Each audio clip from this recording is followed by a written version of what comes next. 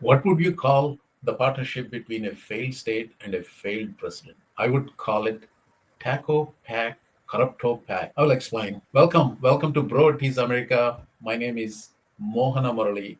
I usually do these videos in Telugu, but because of the content, which is essentially related to India, tensions with Pakistan, so I wanted to reach wider audience, which is why I'm doing it in English. Let's begin with this bizarre claim Trump made a few weeks back that he brokered a peace between India and Pakistan, which I would put in the category of things that never happened for 500 Alex. We helped a lot. And we helped also with trade. I said, come on, we're going to do a lot of trade with you guys. Let's stop it. Let's stop it. If you stop it, we're doing trade. If you don't stop it, we're not going to do any trade. People have never really used trade the way I used it. That I can tell you. And all of a sudden they said, I think we're going to stop. So the only thing I agree with that in that statement is people never use trade the way he does. I agree with that. But in this case, between India and Pakistan, whatever he said happened, never happened. But there is a deeper connection here. Trump is a failed president. As far as I'm concerned, he's a failed president. Trump 1.0 is a failure. The only signature accomplishment he ever had in that term was passing this massive tax cut bill for rich people in December 2017. And then he did not do anything with healthcare or anything else. And he is responsible for losing more than 1 million people during COVID. And it is widely known around the world that Pakistan is a failed state. And then there is an interesting change between Trump 1.0 and Trump 2.0. Trump had a change of heart about Pakistan. I remember him criticizing Pakistan for its role in aiding and abetting terrorists around the world, right? And this time he seemed to be cozied up with Pakistan quite a bit. And he's even hyphenating India and Pakistan as if both are equal in some international stature. And what's going on is the immense corruption that Trump and his family has resorted to in the name of crypto. So this entire story is all about that corrupt connection between Trump and Pakistan. The details I'm going to present in this video are a little complex. I tried to narrate in such a way that it is easy to understand, but because of the very nature of the complexity of this entire cryptocurrencies and then the deals, this country, this company, that company. So it is a little difficult to comprehend the whole picture, but stay with me. I think in the end, it all makes sense. There's an article that came out on May 22nd, which I saw a little bit late. It's like the father pursues Trump's diplomatic deals and son chases crypto deals. And this is entirely about their connections to Pakistan. So I spent some time researching this and then went back to March 7th and I read all the articles. And then I dug deeper. And now it's clear to me why Trump is going up to Pakistan. Because this story is complex, that involves a whole bunch of organizations, countries, people. And this crypto itself is literally, it's cryptic. It's not that easy to understand the whole complicated network of shadiness that goes on into this, right? Like, so to get my story straight and in the sequence, I created this document, and hopefully I can share this in the show notes right below. So the upshot of this whole thing is Pakistan has actively sought to improve its relationship with Trump administration, leveraging various channels, including crypto-related initiatives to foster economic partnerships and gain influence. These efforts have involved high-level meetings, lobbying, and strategic collaborations with individuals connected to Trump family and the administration. Before we get into the actual story itself, you need to understand who the players are first. First and the foremost, you need to know what this World Liberty Financial, it's a company, US-based company. They call it a decentralized and cryptocurrency company founded in 2024. Sometime in September, I believe this is founded. And Trump family owns 60% of this company. Donald Trump himself listed as chief crypto advocate. You have to remember again, he was very skeptical about cryptocurrencies in his first term. Now all of a sudden he became chief crypto advocate of one of the shadiest companies in the United States right now. Trump is a prominent figurehead. They're billing him as a figurehead, but they're using his name also. And they're using his position as the president of the United States. They're leveraging his public profile to promote the WLF project. Eric Trump, he's the lead among Trump brothers to do this crypto business. Don Trump Jr., Barron Trump, actually, even Barron Trump seemed to be very crypto enthusiastic. Uh, there are reports saying Barron Trump is the one who pulled Trump into crypto business. Zachary Folkman, this guy is a co-founder and he has very controversial background, including past ventures in social media marketing. Anyway, so Chase Harrow is a co-founder, and this guy has colorful history. He describes himself as dirtbag of internet. He has prior convictions for theft and involvement in failed crypto ventures like Doe Finance and Pacer Capital.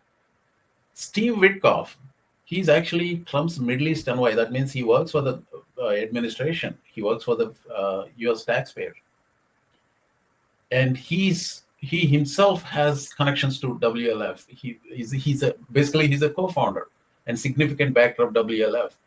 He also donated $2 million to Trump campaign and introduced Trump family to Harrow and Folkman. Remember, Harrow is a sleazebag, self-described dirtbag of internet. Zach Witkoff is Steve Witkoff's son. Justin's son, if you guys are following the news, you would see this guy is the largest investor in Trump meme coin. I think there are reports up to $45 million, but clearly he at least put $25 million into Trump meme coin. He attended the dinner. He's the highest contributor to this meme coin.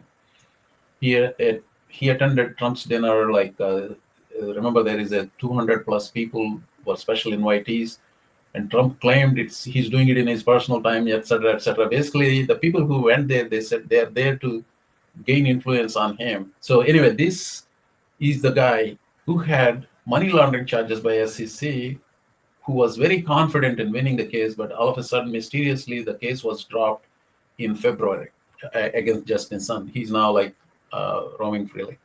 So there are other players in here. Abu Dhabi-based crypto firm also put some $25 million into WLF tokens. So this is the background of the World Liberty Financial. And this guy, if you want to put faces to the names, Steve Witkoff, he's the guy, co-founder and directly connected to Trump. So that's the degree of separation is one. He said crypto would skyrocket under Trump. And this guy is Zach Witkoff. He's the son of Steve Witkoff. So the degree of separation between this guy and Trump is two. He knows Trump through his father, right? Changpeng Zhao, CZ, he's called CZ, and he's the founder of Binance. I believe he was the second richest man in Canada, something like $60 billion. He was indicted in United States for money laundering charges. He pleaded guilty for them. He went to prison for 4 months. I actually put degree of separation with Trump as 3, probably he's 2. Anyway, another shady character. I just told you about Justin Sun. Actually, I may have misspoken. He was not pursued for money laundering. He was pursued for fraudulently manipulating market, and the SEC was confident of winning the case. Anyway, he's the top investor in Trump meme coin. And another guy, Gentry Beach, he led the investor delegation, and this is where they're all coming together into Pakistan. Gentry Beach, he's a friend of Donald Trump Jr. He's also known to Trump himself. He led a delegation into Pakistan, and his son, Gentry Beach Jr., met with Pakistan finance minister to discuss crypto. So there's another woman, Kelly Whitlock. She runs some corporate PR kind of business. Anyway, she's the sister-in-law of U.S. Defense Secretary Pete Hegseth. She also went to Pakistan. So here's the network of people who are who's who in crypto, meme coin, these kind of businesses. A lot happening in United Arab Emirates and Dubai. And in comes Mohammad Aurangzeb, Pakistan's finance minister, who met with Gentry Beach Jr. This meeting was facilitated by a guy named Bilal bin Shakib. Anyway, so I want to play you this video of Bilal bin Shakib inviting this entire delegation into Pakistan. I believe this meeting was held in Lahore. By the way, Bilal works for the Pakistani Finance Ministry. And here is Bilal welcoming all these players, CZ and other world liberty financial players, into Pakistan. We are here at the historic site of Lahore Fort, a symbol of power, resilience, and tenacity, built around 450 years ago on stones and strategy. Today, with me is another builder who is not building on stones, but is definitely building on code and strategy. He did not only found Binance, which is the largest exchange in the world, but he literally changed how people transact. Today, ladies and gentlemen, marks a defining moment in the trajectory of Pakistan's advancing towards global economy, global finance, and blockchain. It gives me immense pride to welcome CZ as a strategic advisor to the Pakistan Crypto Council. We are not just welcoming a man, but a movement. We are just not welcoming a name, we are welcoming a narrative. It's an absolute pleasure to have all three of you today in Pakistan. We were in Islamabad earlier and now in Lahore. Tell me, how has Pakistan been for you? They want to participate in the digital financial ecosystem. They want to participate in what the future of finance looks like. And you really have to come here to see it. And we thank you and, of course, all of your country mates for their hospitality. It's been nothing short of excellent.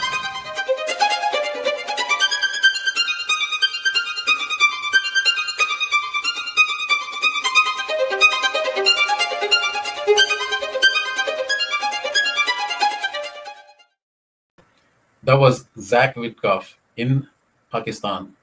This is at the event in Dubai where the World Liberty Financial people met together and then they cooked up some deals. This guy is CZ, and I think this is Zach Witkoff. Was it Zach? Yeah, of course, you know Eric Trump. And here are all the players. This guy is Bilal, and this is CZ. This is Zach Witkoff, and I think this is the guy. This is the guy Hero. This is the one of these two is the ones that described as internet sleazebag or whatever the label they were giving themselves. And after this event, Steve Witkoff himself met with Trump. This is all in May. The earlier two pictures, so basically this and this happened on May 1st, and this happened a few days later in May. Let me bring you to the entire premise of this article. The father pursues Trump's diplomatic deals, the son chases crypto deals. So there you have it. We have a corrupt president. He's out in the open taking money gifts, a $400 million aircraft from Qatar. And he launched a crypto meme coin just before his inauguration, went up to $70 billion in value. God knows how much money he pockets from all the transactions. He still owns about 80% of it. There are reports saying his net worth increased by $2.9 billion, Bloomberg. And then he announces a special dinner for 220 people who invest in his meme coin. About a whole bunch of them got there for access. And he holds this dinner in May.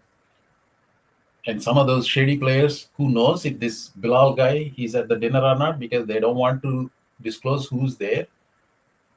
Who knows, like how many of these Pakistani lobbyists, who knows if the Pakistani lobbyist is also there. And it is easy to pursue a corrupt head of state through bribes and some gifts, then pursue a strategy. So if you are Pakistan, doesn't it make sense to pursue a corrupt US president through bribes and other kinds of shady schemes, then pursue a diplomatic channel with India or some other country? That's what Pakistan is doing right now. Yeah, sure, India has its own corruption problem, but it's hardly a failed state like Pakistan. And it all comes down to this. Taco. Trump always chickens out. That's his name now. A corrupt president, Taco, and a failed state, Pakistan, they come together in a crypto pact, Taco Pakistan Corrupto Pact. And that's what this is all about. Well, I want to say this thing to fans of Modi, or some people call Modi bugs. I am not a Modi bhakt. I'm not a like extreme critic of Modi. Also, I also don't think that Modi is corrupt. He has, in my opinion, he has his problems, but corruption is not one of the. Yeah, he tolerates corruption. He cozies up to corrupt people. I don't think personally he himself is corrupt. I don't think so. But Trump is personally corrupt, morally bankrupt, and that's what I see. And you guys, especially Modi bhakts, looking up to a corrupt guy like Trump, a morally bankrupt like Trump, and I want you to have a reality check about Trump. And that was the main reason why I did this video. Well, I'm pretty sure I get some nasty remarks for this video, but hey, that's the nature of the discourse. Have at it. If I feel like reaching wider audience than Telugu speaking people in India, I'll put out another video in English. Thank you for watching. Thank you. I'll see you later. Bye.